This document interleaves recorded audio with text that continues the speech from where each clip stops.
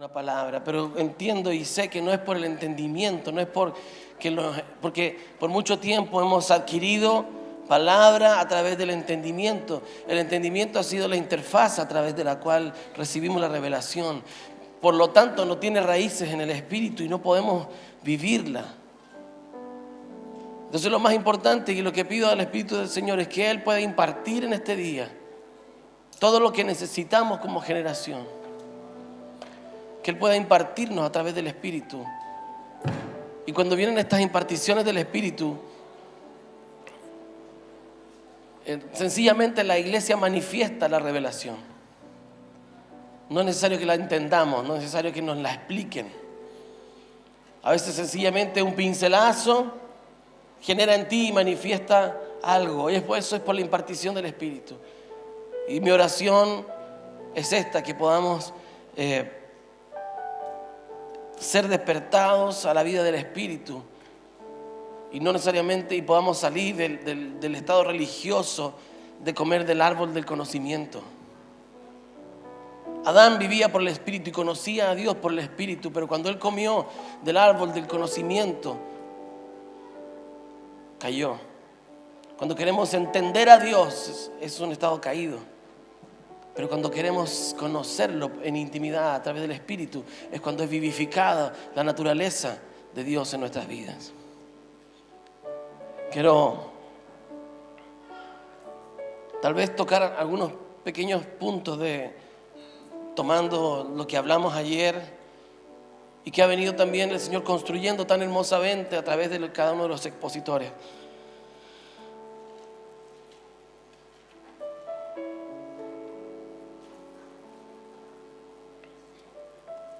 Hay una palabra que me ha golpeado este último tiempo y es Juan 3:16. Pero el Espíritu del Señor ha traído una interpretación un poco atípica de este versículo y me ha traído problemas. Gente no vino a discipularte por esa palabra. Y espero que usted no se vaya después de esta predicación. Pero quiero que la entendamos bien, no quiero ser pendular ni grosero. Pero Juan 3:16 dice: porque de tal manera amó Dios al mundo que ha dado a su Hijo unigénito para que todo aquel que en Él cree no se pierda, sino que tenga vida eterna. Cuando entendemos Juan 3:16 desde un punto de vista evangelístico, no nos queda más que ver la salvación como un tema asociado a la humanidad. Pero la palabra que Jesús usó para decir mundo no tenía nada que ver con humanidad. La palabra que Él usó fue cosmos.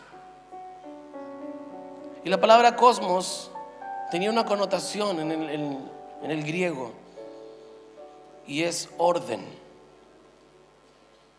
Si usted ve en el original griego, dice: porque de tal manera amó Dios al cosmos. El cosmos no es el universo, como tenemos ese estado tan espacial, esa interpretación tan espacial. El cosmos era un estado, había cosmos y había caos.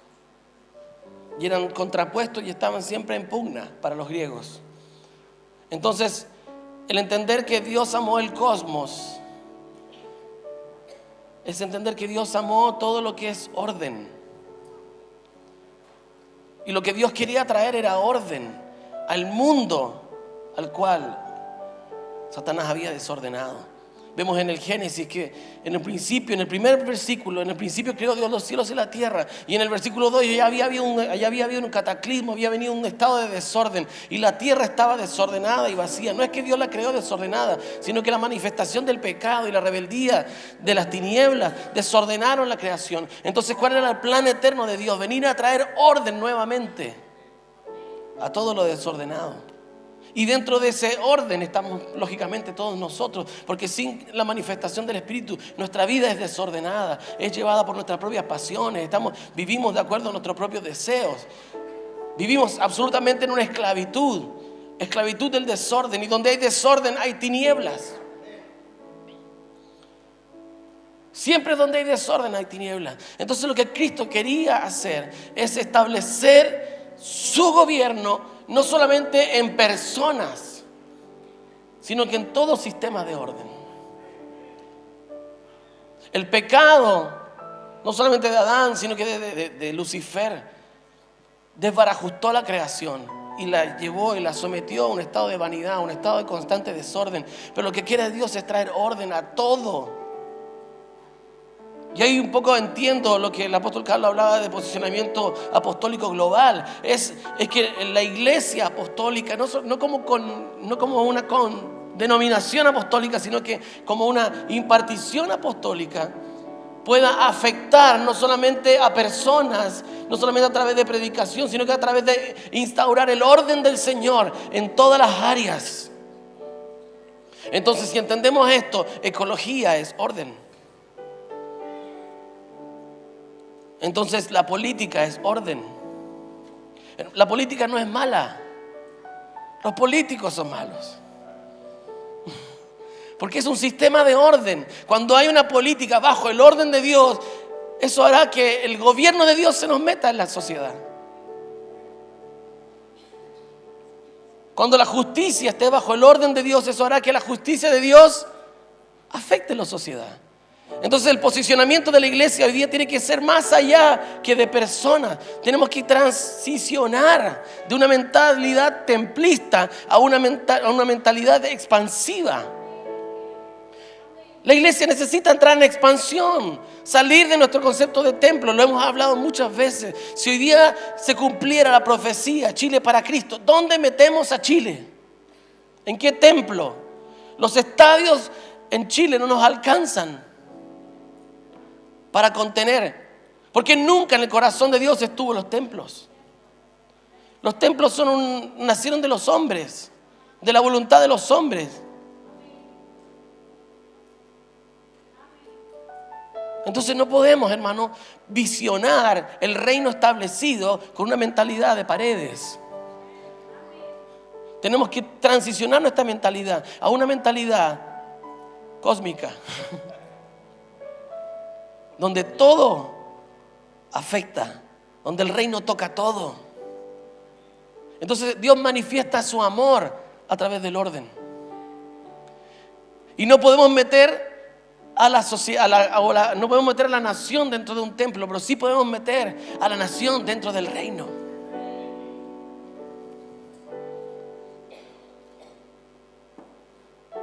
Entonces, para que la nación quepa dentro del reino, tenemos que tener una cultura de reino.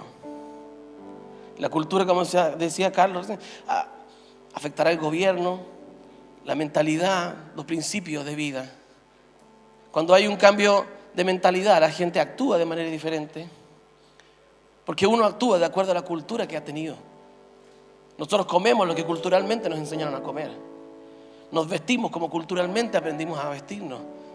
Tomamos decisiones de acuerdo a lo que nuestra cultura nos enseñó. Por eso que los choques culturales a veces son tan fuertes, porque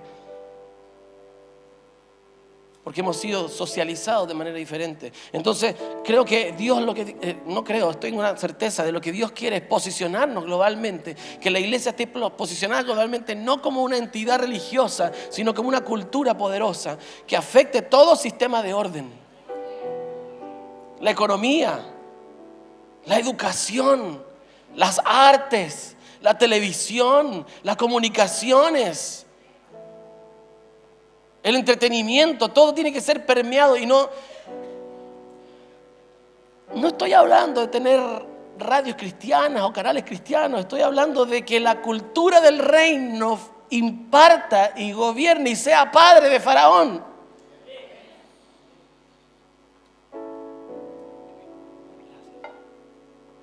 Y podamos entender que esto es lo que Dios quiere, traer su orden. Cuando Él establezca su orden, entonces toda la sociedad podrá caber dentro del reino. Porque Él extenderá su amor a través de todo sistema de orden. Ese es el siguiente paso que la iglesia tiene que dar.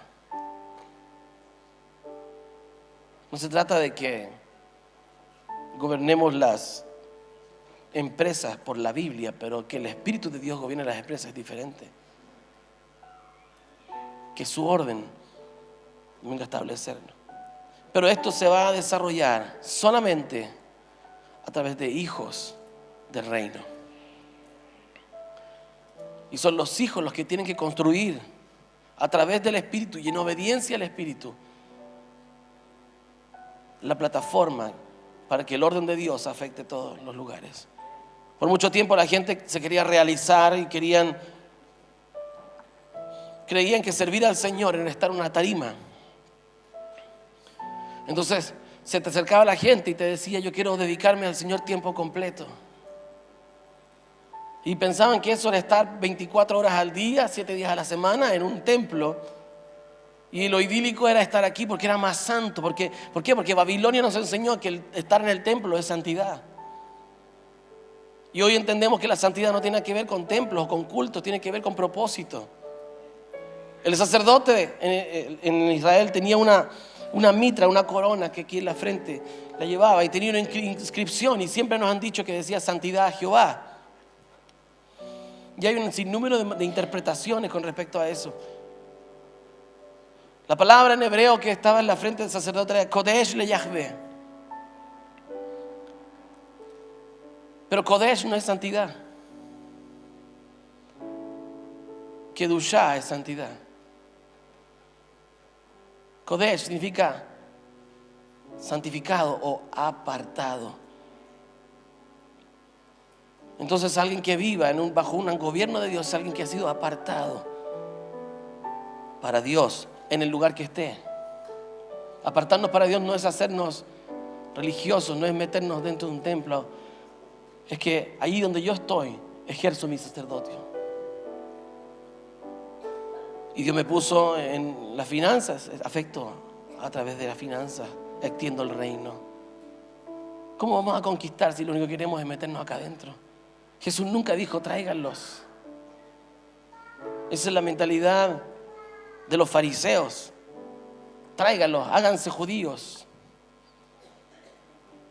Lo que Jesús dijo es: vayan, id, vayan. Nunca dijo tráiganlos. Métanse en la sociedad. Sean ese poco de levadura que leudó las 3 medidas de masa. Entonces, necesariamente el reino es expansivo. Y todo lo que tenga que ver con el reino tiene esta característica: expansión. El diseño del Señor no era meternos a todos acá dentro del arca de Noé y salvarnos. Porque aquí hasta que Noé no salió del arca, no hubo expansión. El arca es una dimensión de salvación, pero la puerta del reino es saliendo del arca afuera, donde comienzan a traer el orden del Señor, la vida del Señor. ¿Cómo se construye el reino? A través de hijos constructores. Ese es el corazón del Padre. El Padre creó, el Padre es constructor, el Padre es creador. Durante 6 días Él construye la creación. Pero el 7º día Él descansa. ¿Y descansa para qué? La alegoría o el símil que se puede hacer es como cuando uno trabaja. Durante 5 o 6 días a la semana uno está trabajando, ¿verdad? Y el 7º día, el día de descanso, usted es lo que es. ¿O no? Es verdad. Yo le decía el día de ayer: ¿qué hace usted el fin de semana? Es lo que es. Los que son papás son padres. Y Dios es padre. Pero durante una semana trabajó. Y el 7º día se dedicó a hacer lo que Él era: padre. Y es ahí cuando es concebido Adán, después del día de reposo. Porque cuando el padre descansa, los hijos trabajan, los hijos construyen. Yo miraba a los muchachos hoy en la mañana y decía: en realidad, cuando el padre descansa, los hijos trabajan. Ellos cargando una gloria del Señor. Y uno ya puede descansar y decir: ya no necesito estar todo el discipularte arriba del altar. Los primeros discipularte me lo pasaba todo arriba. A esta altura ya estaba así. Pero hoy día, cuando los hijos crecen, ellos pueden tomar el lugar del padre porque han sido capacitados para hacerlo también. Ese es el corazón de Dios. Dios nunca quiere tener niños pequeños toda la vida. Él quiere que nosotros crezcamos y alcancemos la madurez para llegar a ser como Él. Amén. No sé si pudieron solucionar lo del computador. Un poco más largo. Ya. Pero hay una característica de los hijos de Dios. ¿Sabes cuál es la característica de los hijos de Dios? ¿Cómo sabes tú que eres hijo de Dios? ¿Cómo sabe usted que es hijo de Dios? Porque vino un día y hizo la oracioncita, se arrodilló ahí, y cuando se paró le dijeron: ahora eres parte de la familia de Dios. Mira a tus hermanos, saluda a tus hermanos.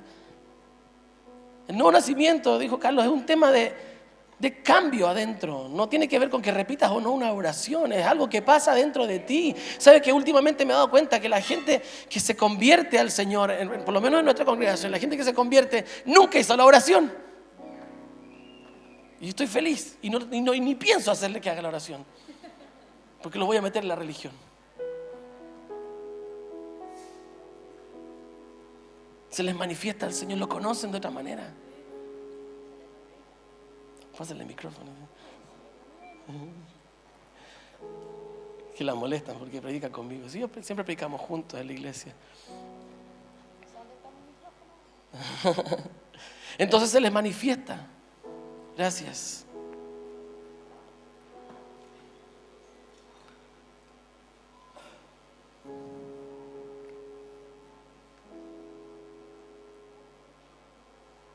Se fue. Vamos a hacerlo manual. ¿Sí? Los hijos tienen un propósito y es llegar a completar la plenitud del Padre. Llegar a ocupar. No es que vamos a vivir como vagos toda la vida, sino que tenemos que crecer. ¿Usted se imagina un hijo que 40 años vive con los papás? Uy, espero que aquí no haya ninguno.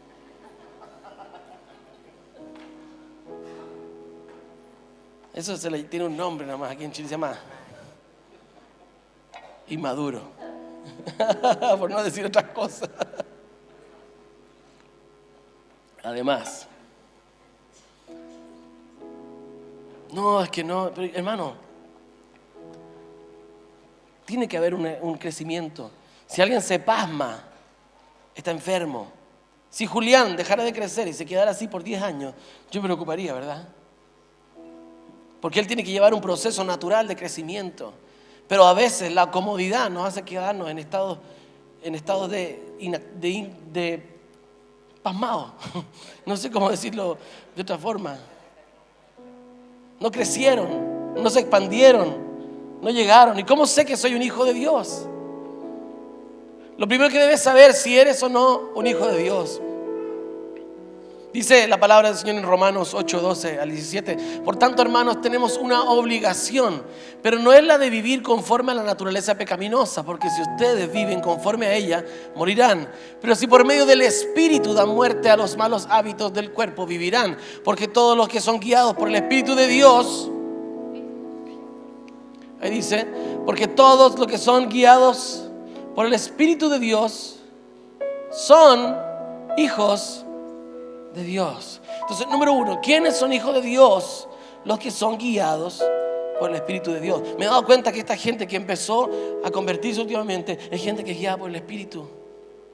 Hermano, en 2 meses alcanzan el nivel de los viejos y los sobrepasan, y los viejos todavía están teniendo dudas y todavía que con la fe y que me cuesta que tengo problemas con la rebeldía. Esto porque el Espíritu los guía. Por eso que no quiero hacerle la oración, porque no hay que pasar los discipulados 1, ni 2, ni 3, no. Están escuchando la palabra y se nutren y crecen. A los 2, 3 años ya están increíbles. Porque nacieron por el Espíritu y no son hijos de la religión. Se les revela a Dios de una manera distinta.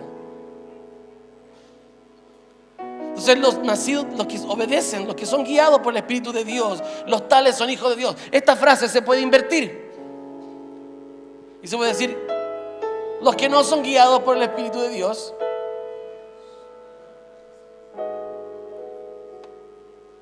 y nos ayuda a aclarar bien quiénes son hijos y quiénes no son hijos. Un hijo necesariamente tiene que ser guiado por el Espíritu, porque una de las cosas que hace un hijo es obedecer. Mandamiento para los hijos: hijos, obedeced a vuestros padres. Entonces una característica de un hijo es la obediencia. El nivel de obediencia que tú tengas va a determinar el nivel de tu madurez. Pero un hijo va a obedecer al Padre. ¿Cómo? A través del Espíritu. Y ustedes no recibieron el Espíritu de nuevo, un espíritu que de nuevo los esclavice al miedo, sino que el Espíritu que los adopta como hijos y les permite clamar: Abba, Padre. El Espíritu mismo les asegura nuestro espíritu. El Espíritu da testimonio, dice otra versión, ¿verdad? Que somos hijos de Dios. Y si somos hijos, somos herederos. Herederos de Dios y coherederos con Cristo. Pues si ahora sufrimos con Él, también tendremos parte con Él en su gloria. Entonces un hijo, un verdadero hijo, es aquel que obedece. Y se nos junta con el mensaje de ayer. En el altar se sacrifica obediencia, no canciones. Entonces un altar es la manifestación de la cultura del reino. Es la manifestación de un hijo viviendo la cultura de su padre. El altar traspasa de una generación a otra la cultura del reino. Vamos a la siguiente diapositiva. En el griego, perdónenme que use griego, pero por esta vez lo vamos a santificar, ¿verdad? Hay 3 palabras que se usan para decir hijo. La primera es tecnión. ¿Qué es un tecnión? Es un hijo pequeño, un bebé, un hijo por nacimiento, pero no por formación. Tiene una cualidad de hijo sencillamente porque nació, pero es un bebé. Es hijo, es un tecnión, pero es inmaduro, no tiene formación. Son prácticamente criaturas salvajes. Y van a hacer lo que se le venga de gana. Y aunque tú le digas: no, y ellos son ahí porfiados, hacen lo que quieren porque son inmaduros. Es un hijo por nacimiento, pero sin formación. Entonces también tenemos en medio de nosotros gente que ha nacido, pero no tiene formación. Y hacen lo que se les da la gana. Llorones, ¿ah? Salvajes, son unos salvajes. Manipuladores. Usted sabe que los niños tienen una tendencia a manipular, y esa es su forma de dominar su entorno. Y si tú no le das una paleta, ¡ah!, lloran y patalean y buscan y te prueban hasta el límite. Ellos saben que a los 9 minutos 25 de llorar, tú le vas a soltar la paleta. Y van a ser perseverantes.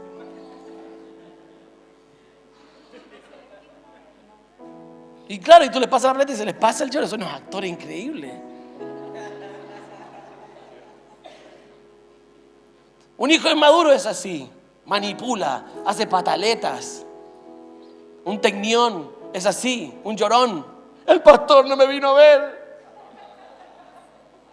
Y vemos viejos en la iglesia, viejos pero tecniones.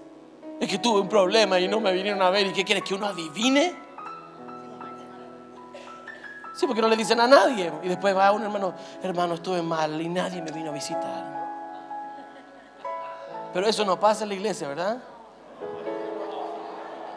Y le viene, sí, el huerfanito, y no, es que el pastor, usted tiene preferido, hermano. El que tiene necesidad de médico va al doctor. Así de sencillo. Nosotros ya nos cansamos de andar buscando gente. ¿Sabes por qué perdemos tiempo valioso que podemos invertir en gente que da fruto buscando tecniones? No, hay que llamaste al hermano que no vino el culto el domingo. Hermano, en vez de estar llamando, hermano, debiéramos estar metiéndonos con otras cosas, pero gastamos. Y por eso la iglesia ha perdido tanto tiempo y ha ido tan lento, porque le hemos dado énfasis. ¿Sabes cómo se le pasa la pataleta al niño? De dos formas. Vamos, no quiero, vamos. ¡Ah! Tiene dos formas de solucionar la cosa. O le da una zurra, le ministra paz. Paz, paz, ¿verdad?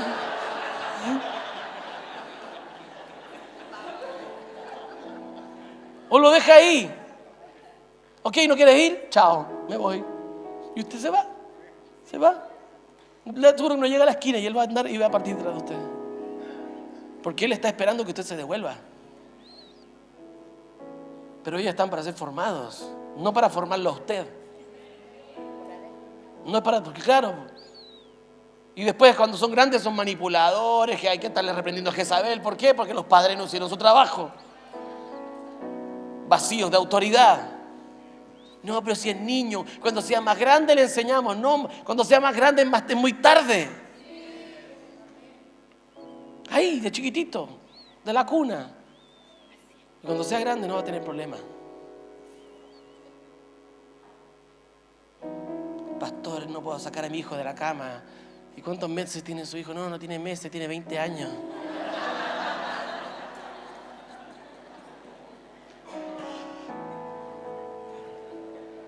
Eternos infantes. Y en esto tienen mucho la culpa los padres. Y Dios es padre, hermano, y Dios no aguanta pataletas. O le ministra paz o lo va a dejar atrás. ¿Me entienden con ministrar paz, verdad?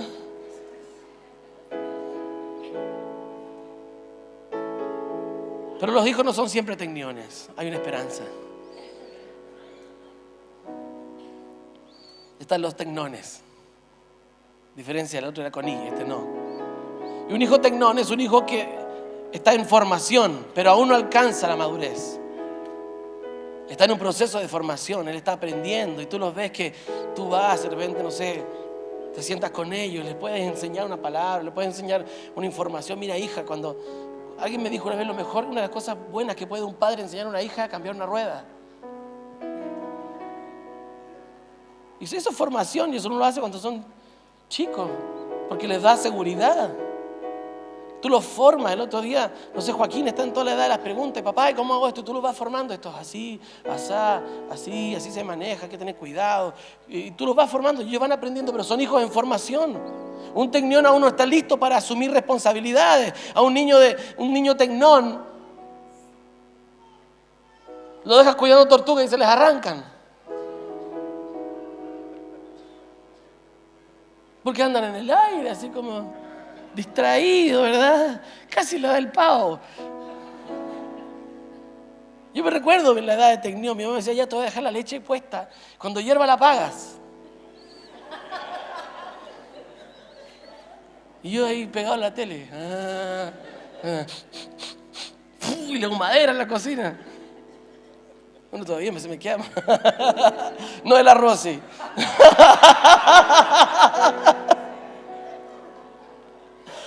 Otro día checo a hacer los huevos y cuando siento ¡pah! Ahí el huevo había explotado.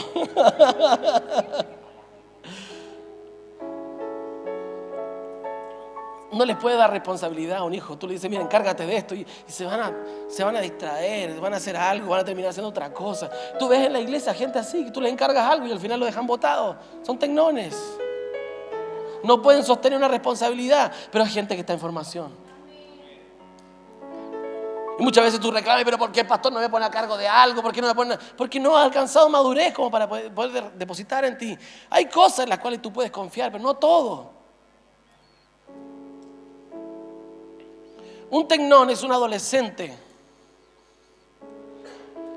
Y el perfil del adolescente es que está centrado en sí mismo. Y lo único que quiere es suplir sus necesidades. Estamos haciendo catarsis aquí, hermano. Pastores, digan aleluya. Lo único que quiere es su necesidad. Y si tú le dices a un adolescente no tengo, digo, pero ¿cómo no vas a tener? ¿Pero qué? Porque ellos están centrados en ellos, no tienen una conciencia de su entorno, no tienen una capacidad de ver qué sucede alrededor, no saben ver si la familia tiene o no necesidad, porque lo único que importa es ellos mismos. ¿Y por qué quiere esto? Porque mi compañero lo tiene. Porque a mi hermano se lo compraste, porque a mi hermana se lo compraste. Son adolescentes, inmaduros, gobernados por las sensaciones. Un adolescente, una de las características psicológicas es que son gobernados por las emociones, por las sensaciones. Por eso que Latinoamérica tiene un gobierno de puros adolescentes. Lo único que andan haciendo es solucionando problemas. Los de aquí quieren que le haga una ley, le hacemos una ley. Los de allá quieren ley para ellos. Y al final las leyes favorecen a las minorías. Porque son gobiernos así. Ok, quieren casa, le hacemos casa. Y se gastan todo el presupuesto del país en hacerle casa a cualquier persona. No estoy en contra de que se haga ese tipo de cosas, pero seamos maduros. Gobernemos con madurez. Y no de acuerdo a las sensaciones. La moda ahora es no sé qué. Allá se meten los gobiernos. Inmadurez, ahí se mete la gente. La moda es hacer todo el culto. Vamos a hacer un culto así como lo hacen. No, hermano. Un adolescente no tiene identidad, por lo tanto, cualquier micro le sirve. Y vemos gente que anda buscando identidad, no están definidos. Es en la edad de la adolescencia donde se define la identidad. Pero son los padres los que deben darle la identidad a los hijos. Creo que esta generación, es verdad lo que dices tú, Lili, creo que esta generación va a ser diferente. Nosotros estamos definiendo a nuestros hijos en esa edad. De hecho, nosotros cuando los presentamos al Señor ya los definimos. Nosotros nos metemos con el Señor, Dios nos da una palabra y los definimos. Tú vas a hacer esto, en esto vas a caminar, esta va a ser tu característica. ¿Qué va a hacer tu hijo? No tengo idea, no sé. Lo que él quiera. Lo importante es que sea Sarito.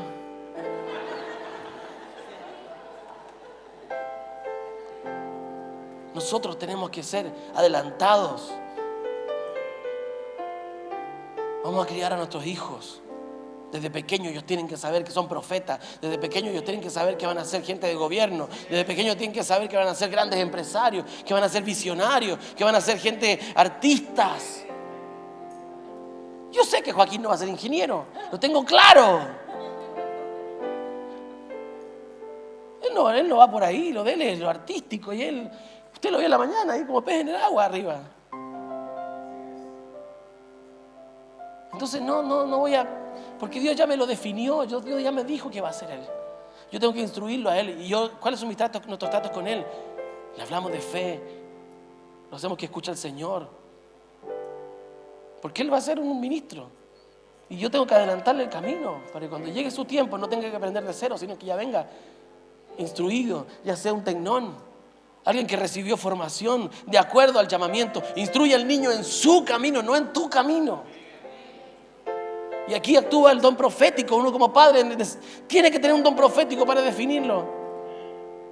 Pero a veces le profetizamos a los hijos que ellos van a vencer nuestros miedos. Tú vas a ser vencedor en esta área. Claro, y le endoso a ellos la responsabilidad de romper con la iniquidad, y yo me desligo y me lavo las manos.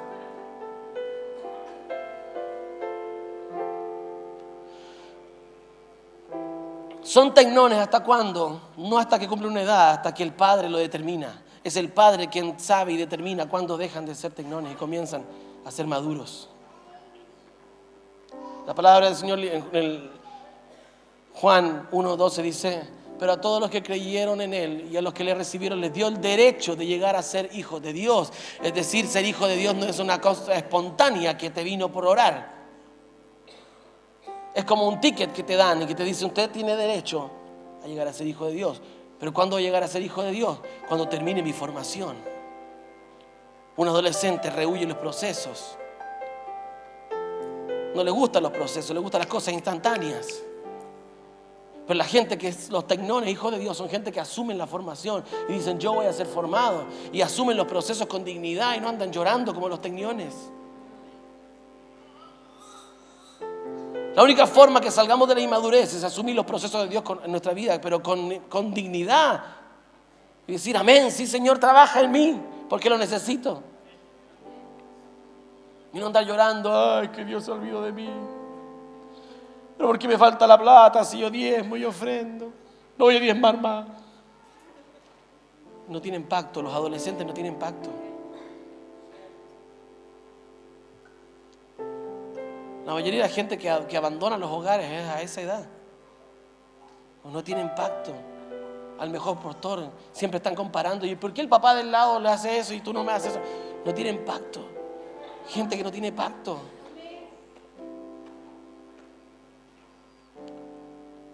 Y muchas veces tenemos la iglesia llena de adolescentes. Es el tiempo, hermano, que nos reprendamos el espíritu de adolescencia y entremos en una madurez, en una formación, asumamos los procesos formativos de Dios y entremos en la madurez. Vamos con la siguiente. El tercer tipo de hijo es huíos. Y un huíos se refiere a uno que está listo para asumir responsabilidades, quien ha pasado por la ceremonia de adopción. Wow, ¿qué es eso? Siempre entendí el tema de que Dios que fuimos adoptados por Dios. Y lo entendí como que yo era un guachito botado en la calle que me encontró el Señor por ahí. Y me reformó. Y no es así, porque sí nacimos de Dios. El tema es que entendemos la adopción de una manera occidental.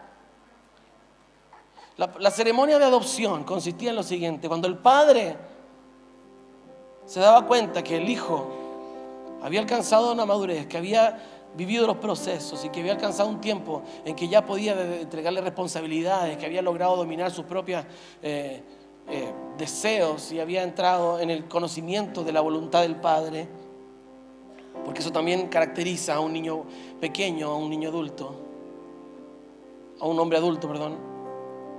El padre estimaba que su madurez había llegado, había visto el proceso, había visto todos los pasos, había visto cómo él había aprendido a obedecer. Entonces, cuando el padre estimaba que él ya era maduro, lo presentaba en sociedad y decía: este es mi hijo amado. En él tengo complacencia. A eso se le llamaba la ceremonia de la adopción. El padre presentaba al hijo en sociedad y hablaba y decía: este es mi hijo, este es mi hijo amado, me complazco en él, ha sido formado. Este hijo puede tomar los negocios del padre. El padre a un huido puede encargarle los negocios, puede encargarle la empresa. A un inmaduro ni sueña encargarle la empresa, porque va a gastar su herencia, así como el hijo pródigo. En Cristo se cumplió esta palabra en Lucas 9. Cuando es levantado, cuando Juan lo bautiza y el Padre habla sobre él y dice: este es mi hijo amado en quien yo tengo complacencia. El asunto, y antes de seguir avanzando, el asunto es que cuando se va a producir este cambio, este estado de madurez, es cuando el hijo entre en un proceso de obedecer la voluntad del Padre. Hay una diferencia en obedecer la voz y obedecer la voluntad. Cuando un hijo es inmaduro, obedece la voz. Anda para allá, ven para acá, súbete ahí, cámbiate de ropa, lavaste los dientes, hace tu cama. El tecnión está constantemente obedeciendo la voz. Hay que estarle diciendo lo que tiene que hacer. Y hay una etapa en nuestra vida espiritual en que sí nos tienen que estar diciendo lo que tenemos que hacer. Pero hay un momento en la madurez cuando está tan impregnada la esencia del Padre en ti, en que tú ya no tienes que oír la voz. Tú sabes lo que el Padre quiere porque su sustancia está en ti. Porque has vivido con el Padre y los procesos están formados. Entonces tú sabes lo que le va a gustar o no le va a gustar a tu papá. Yo conocí a mi papá, la mirada yo sabía. Levantaba la ceja y era mi. Las tenía, ya había perdido ya. Conocía cómo golpeaba la puerta, si venía enojado, venía contento. La forma de respirar. Alguien que ha tenido relación con el Padre y ha permitido que el Padre traspase su enseñanza y su formación sobre ti. Va a llegar un momento en que no va a necesitar, no necesariamente va a tener que oír la voz de Dios, sino que la esencia del Padre ya está en él. Y hablar con el huíos es como hablar con el Padre. Porque adquirió formación, adquirió principios. Y ya no necesita que el Padre le diga, haz esto, haz esto, otro. Él ya sabe lo que tiene que hacer. Porque la esencia del Padre está en él. Una de las características que tiene esta generación es que tiene que aprender a obedecer la voluntad de Dios. Este proceso de obediencia que Dios está metiendo a esta generación nos va a llevar a no solamente conocer la voz de Dios, sino que también poder entrar en una dimensión de obedecer la voluntad de Dios. Solo en esa dimensión podremos ejercer el gobierno del Padre. Solo en esa dimensión podremos construir en nombre del Padre. Porque mientras tanto vamos a ser hijos inmaduros que necesitan oír la voz. Y no digo que oír la voz esté mal,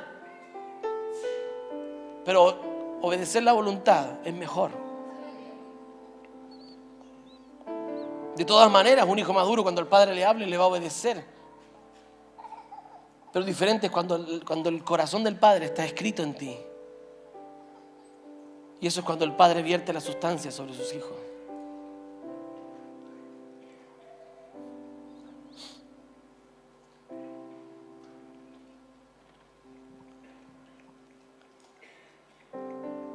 Creo que me voy a quedar aquí, no voy a hablar los otros versículos que tenía preparados, pero creo que para que Dios traiga su orden y este posicionamiento global de la iglesia se establezca, la iglesia necesita salir de los estados de adolescencia.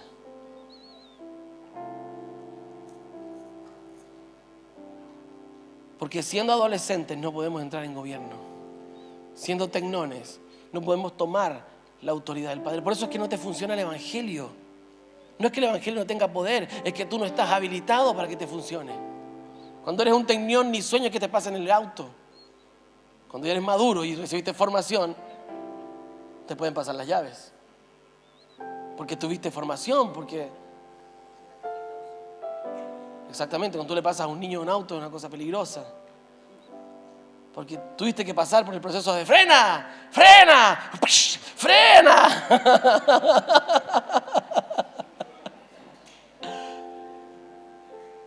Y te formó, ¿no? Aprendimos, ¿no? Y el papá manejaba al lado tuyo con el freno de mano tomado.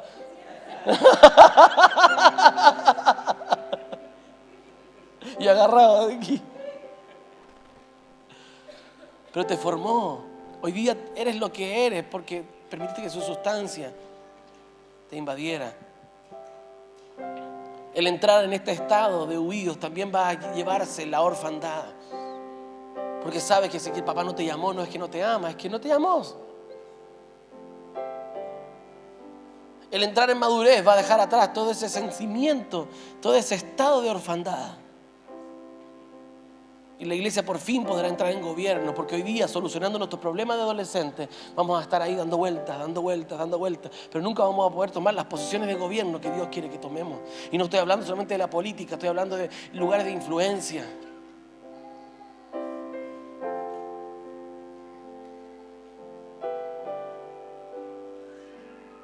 Conocemos gente que, viejos en el Evangelio, y todavía hay que estarles solucionando la vida. Nos determinamos nosotros como pastores de la congregación dejar de desvivirnos con la consejería. Y eso lo he contado. Cuando alguien viene con un pastor, necesita un consejo. Nosotros le decimos, ¿oraste? ¿Qué te dijo Dios? Anda ahora y que Dios te hable. Cuando Dios te hable, vuelve a conversarme qué es lo que Dios te habló. Porque los hicimos dependientes de nosotros, adolescentes, gente adolescente que tienen un problema y corren para que los consuelen. Ya es tiempo de ser hijos maduros. Es tiempo de que la iglesia entre en madurez para tomar el gobierno. Si queremos establecer el gobierno y la cultura, necesitamos tener la esencia del Padre. No solamente obedecer la voz, sino que conocer su voluntad. Transiciones de adolescente a hijo maduro. Todas estas palabras que el Padre está soltando, que el Espíritu del Señor está soltando en este congreso y en tantos lugares más, porque no digamos que somos los únicos. Dios está hablando a través del cuerpo. Todo esto que está soltando es una palabra para que sea activada en hijos maduros y no en gente adolescente. Claro, nos alegramos, aleluya, gloria a Dios, y saltamos cuando viene una revelación tremenda, pero ¿estás en la condición de poder asumir la responsabilidad de hacerte cargo de esa palabra? Porque no es que el evangelio no funcione, es que no estás a nivel de autoridad, es que no estás habilitado por el Padre para que el evangelio te funcione. No es que el evangelio perdió poder, nada de eso. El asunto es que nos hemos quedado en eternos estados adolescentes, infantiles. Pero el día en que tú consigas la formación que Dios quiere para tu vida, todos los códigos del reino se van a activar en ti. Y no tendrás que hacer grandes oraciones para que la gente se sana. Sencillamente orarás y se va a activar. ¿Por qué? Porque son para gente madura.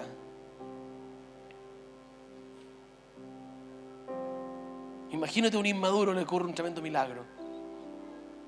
Lo perdemos. Hoy un inmaduro resucita a un muerto. Después, el libro, 7 pasos para resucitar a un muerto, ¿verdad? El video, yo resucité a un muerto. La gira resucitando muertos. El congreso resucita a tu muerto. El libro, yo resucité al muerto.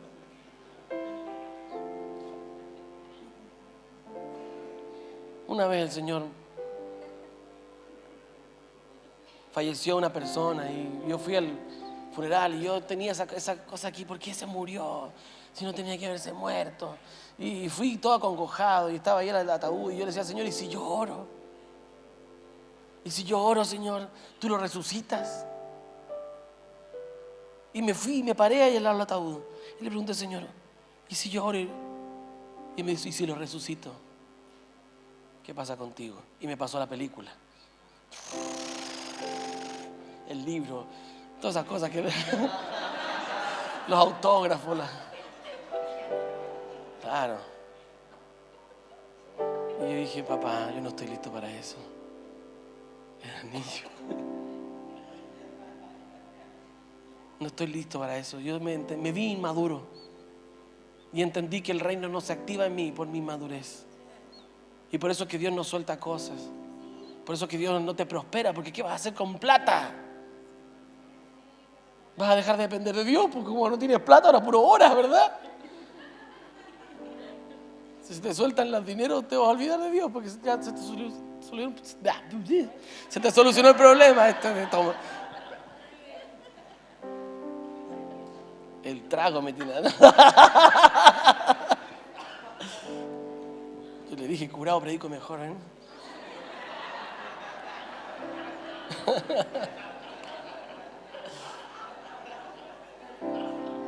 Inmaduro. ¿Cuándo será el día que entremos en la madurez del Señor? Yo quiero desafiarlos en este día. Tal vez no es una palabra tan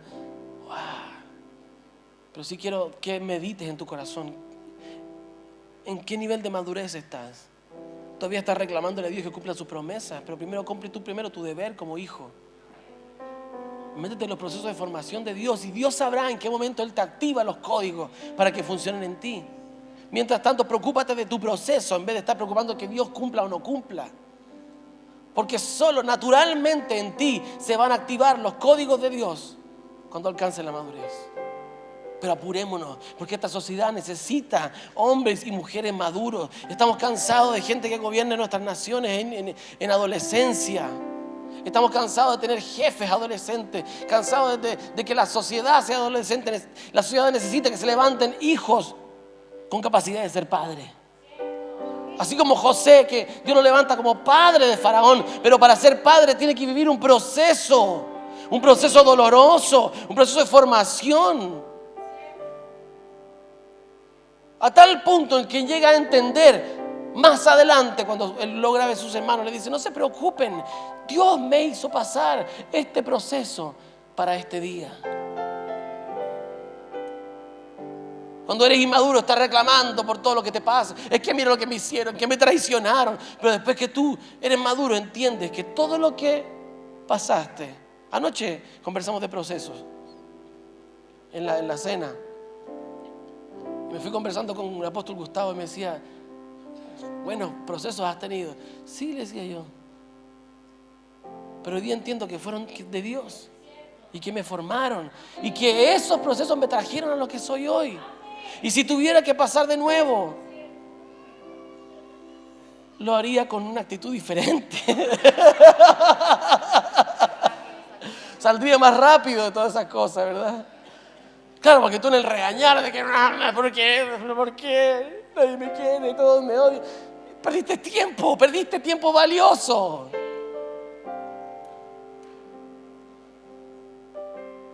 Entonces asumamos los procesos del Señor con gozo, con gozo. Porque esta leve tribulación solo traerá sobre vosotros un mayor y eterno peso de gloria. Yo veo mi vida, preproceso, postproceso, y veo la carga, el peso de Dios. Veo gente que son de mi misma edad y que no han vivido procesos de Dios. No tienen peso de gloria. Y tú los ves que están ahí. Todavía son adolescentes, tienen mi misma edad, pero Dios ha puesto una ancianidad por causa del proceso, porque el proceso te da un valor agregado. El proceso te da valor agregado. ¿Qué cuesta más, un kilo de trigo o un kilo de harina? ¿Qué es más precioso? ¿Qué tiene más valor?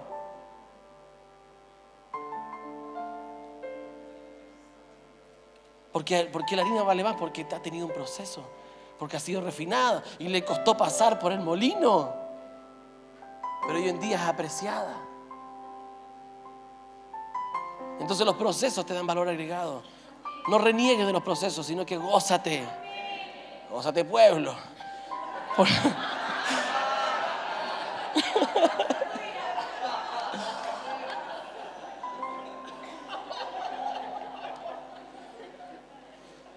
Por eso la palabra dice, tened por sumo gozo cuando os encontréis en diversas pruebas.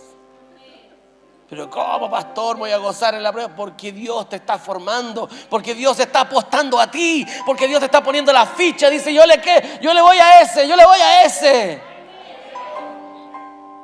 Si estás en la prueba, si estás en el quebranto, si estás en la zaranda, es porque Dios creyó en ti y está apostando a ti. Entonces pásalo con gozo, porque el proceso te va a posicionar en un nivel de autoridad mayor, con un peso de gloria mayor. Y después va a mirar para atrás, así como miró José, y le digo, no se preocupen, no lloren, no me deben nada.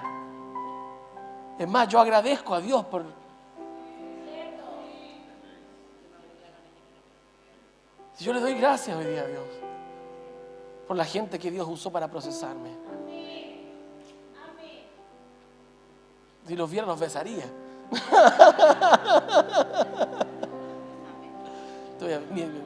Esta mujer me procesa.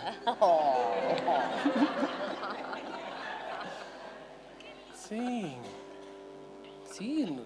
¿Con quién más Dios nos procesa? Con nuestra esposa o nuestra esposa. No, si no se ría, si no es malo, es bueno. Es bueno, hermano, porque Dios te pone una profeta al lado y es para enderezarte. Dios te pone un siervo del Señor, una sierva del Señor al lado para procesarte, para darte un valor agregado.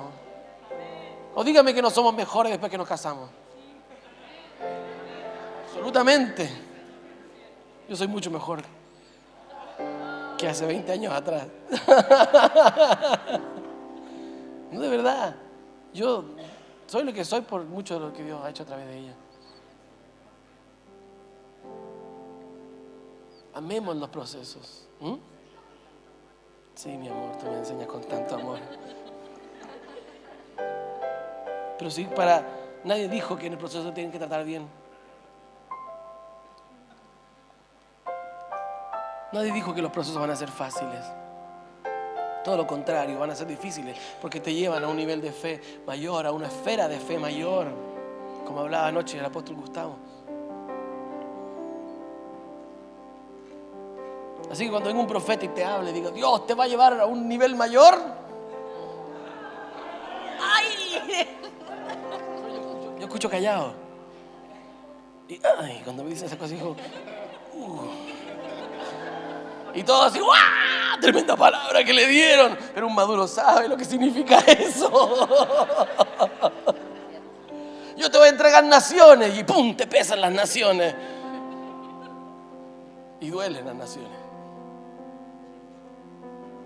Si las naciones no subirse al avioncito, ¿verdad? De primera clase, y tráiganme, no sé, por el champán. No.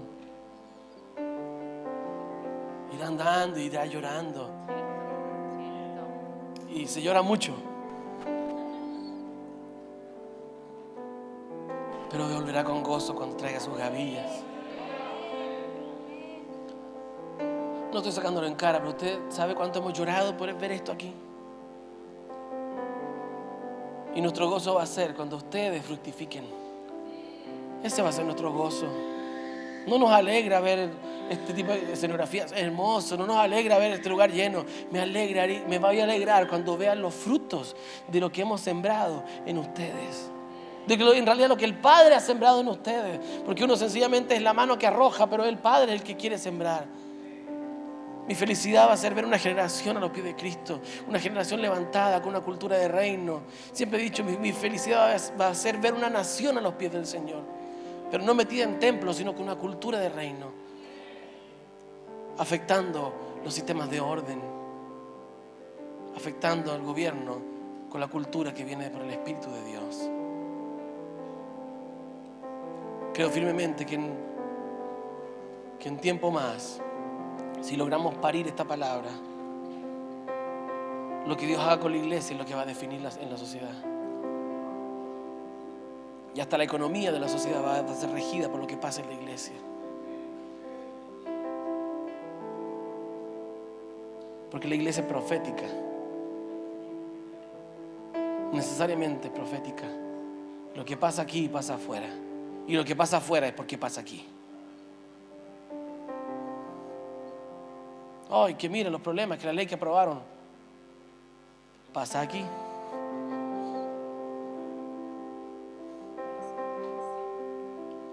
Exacto, lo que no venzas te va a vencer. Lo que tú no definas te va a definir. Enfrentemos nuestros procesos con gozo, sabiendo que Dios quiere darte un valor agregado que no tenías. Amén. Y quiero terminar con el último versículo. Así sáltense todas las que aparecen por ahí.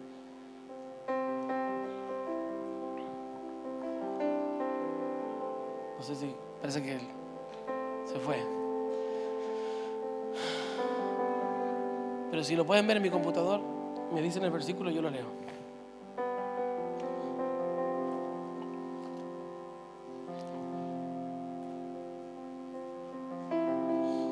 No importa. Llega un momento en que Eliseo asume la responsabilidad de tomar las escuelas proféticas de Elías. Y las escuelas proféticas no eran lo que hoy entendemos como escuela profética. ¿Sí? Una escuela profética en realidad eran los hijos de los profetas que había matado a Jezabel. Y como ellos quedaron huérfanos, Eliseo, que tenía un corazón muy paternal, los tomó y los instruyó en el oficio de sus padres. Entonces llega un momento en que estos profetitas pequeños crecieron y ya no cabían en una casita pequeña. Gracias, aquí. Segunda de Reyes 6, de 1 al 4.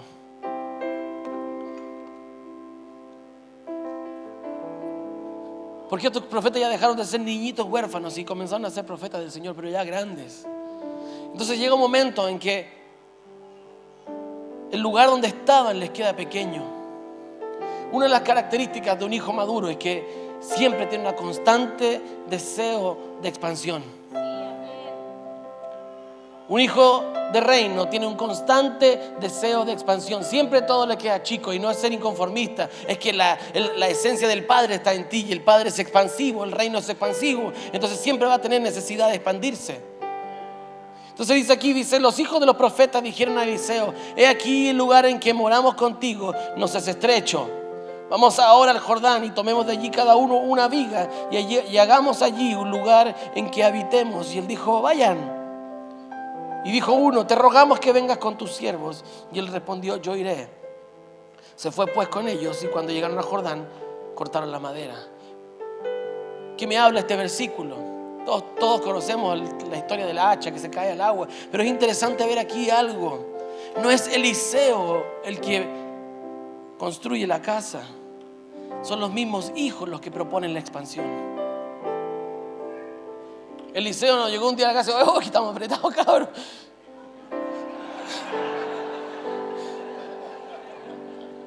Es el crecimiento el que te genera un estado de expansión. Entonces dijeron estos hijos maduros: ¿sabes qué, papito? Nos quedó chica la casa, agrandémonos. Entonces los hijos maduros no andan esperando que el papá haga las cosas. Los hijos maduros construyen, van a buscar vigas, van a Jordán y cortan vigas. Ya que le dijeron: ya vayan, le dice: vayan, ustedes ya están en edad de construir, pero acompáñanos, Eliseo, anda con nosotros, igual tú eres nuestro papá, yo voy a ir. Y va a haber una etapa en que esta generación va a correr con los padres, pero también vendrá una etapa en que los hijos sean padres de otra generación. Entonces esta es la etapa en la madurez, es la etapa en que los hijos construyen. Porque cuando los hijos construyen, el padre entra en una etapa de reposo.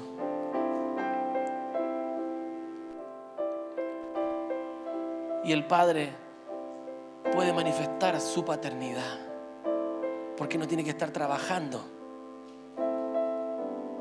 Cuando dejas de trabajar, manifiestas la paternidad.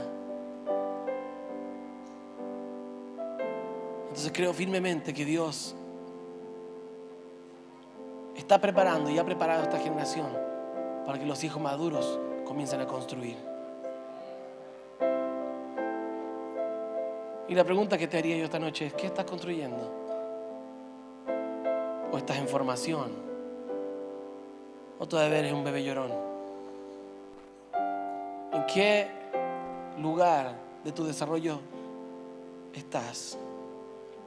Yo quiero ver, y he comenzado a ver, hijos constructores de reino. Y yo le doy gracias al Señor, porque así como cuando hablaba Carlos del olor a las uvas, yo estoy viendo los hijos maduros. Pero quiero animar a los que todavía están en sus procesos: vamos, apúrense, porque hay hermanos de ustedes que ya están despertando.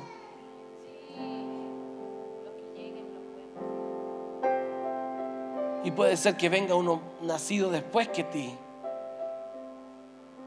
que se ha posicionado como maduro antes que ti, por causa del que no pudiste enfrentar tus procesos con dignidad. Es como cuando uno es chico, le van a poner una vacuna y llora, arranca, patalea, golpea a la enfermera, ¿verdad? Cuando ya eres grande, tú sabes, le pones el cuerpo, ya, pinche nomás así, me va a hacer bien, ¿o no? O usted todavía para cachetear a la enfermera cuando le van a poner. Hemos entendido y hemos dejado de maximizar los procesos. Hemos dejado de maximizar el dolor. Creo que esta generación tiene que aprender a perderle el miedo al dolor.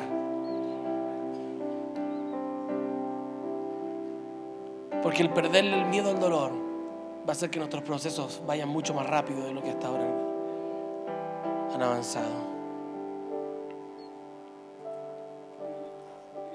En el nombre de Jesús, yo le hablo a tu espíritu para que entre en madurez, para que entre en estados de madurez, para que salgas de todo estado adolescente, todo estado de inmadurez, donde siempre estás pidiendo, reclamando para ti, pensando en ti. Esta generación está clamando por hijos maduros.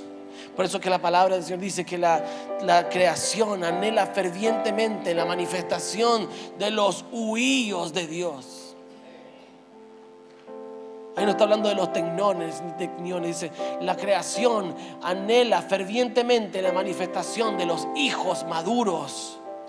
Porque los hijos maduros traerán el gobierno del Padre una vez más sobre la creación. El orden del Señor, el orden que Dios amó en el principio y por el cual Él envió a su único Hijo para cosechar cientos y miles de nuevos hijos en Él. En el proceso de uno, todos nosotros fuimos cosechados. Pero para alcanzar madurez, para llegar a ser hijos constructores de reino. Padre, te agradecemos. Agradecemos, Señor, esta instancia de discipularte, de poder unirnos, Señor, a esta familia tan hermosa que tú has construido. Familia, Señor, porque nos une un propósito. Y aunque tengamos, Señor, liturgias distintas, aunque tengamos, Señor, estrategias diferentes, somos, Señor, uno en el propósito. Nos une el Ejad, uno en propósito, uno en visión. Unidos, Señor, por la voluntad del Espíritu en nosotros. Oro en este día, Señor, para que entremos en la madurez del conocimiento de tu voluntad. Para que entremos, Señor, a ser hijos maduros, que podamos hacernos cargo de los negocios del Padre.